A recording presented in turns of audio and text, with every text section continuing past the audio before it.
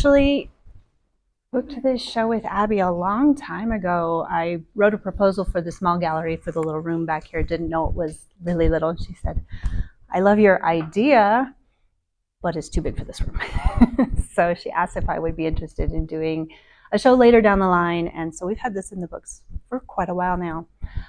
My concept is that we all carry so much weight, and I speak from like a mother woman perspective. It applies to the men too, that we carry all these weights in our souls with the grace like a dancer does. You know, we don't show the people our pain, we don't show the struggles that we have. And I think about that saying where you should always treat people kindly because you don't know what they're struggling with.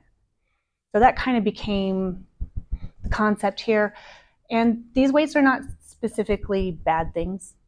You know, they can be everything you love, but they just are weights. I mean, even to the point like carrying the pain of our children. My son went through a struggle a few years ago, and I very much took on a lot of that weight, and I carry that with me.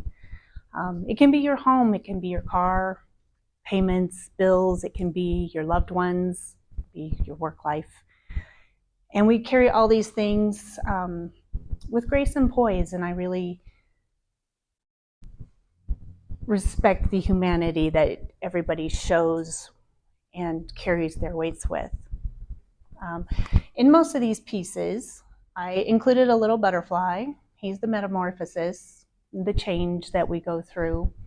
She doesn't have one. She is the kind of the alternate face of that weight, where that anchor is actually what's keeping her grounded in this storm that she's going through. So they're not, you know, bad things. They're things we love. They're anything really.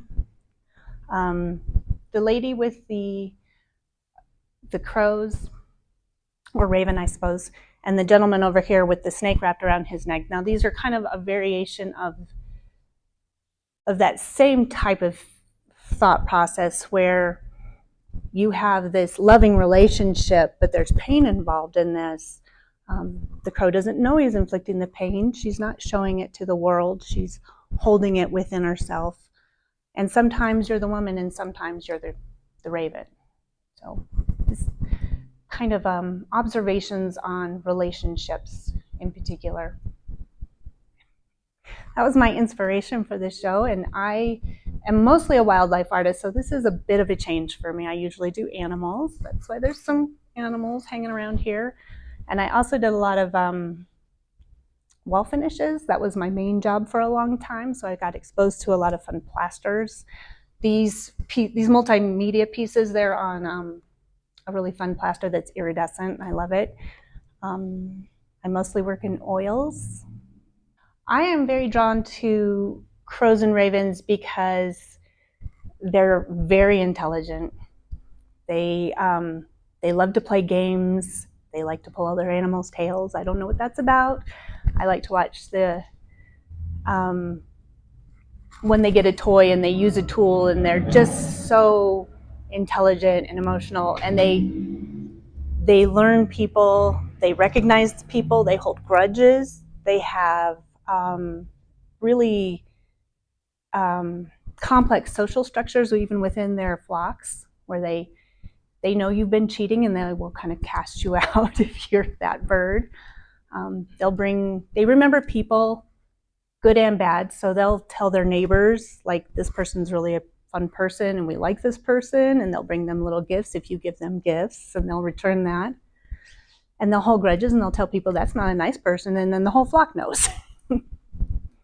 So I think, and they have that little dark edge that appeals to me.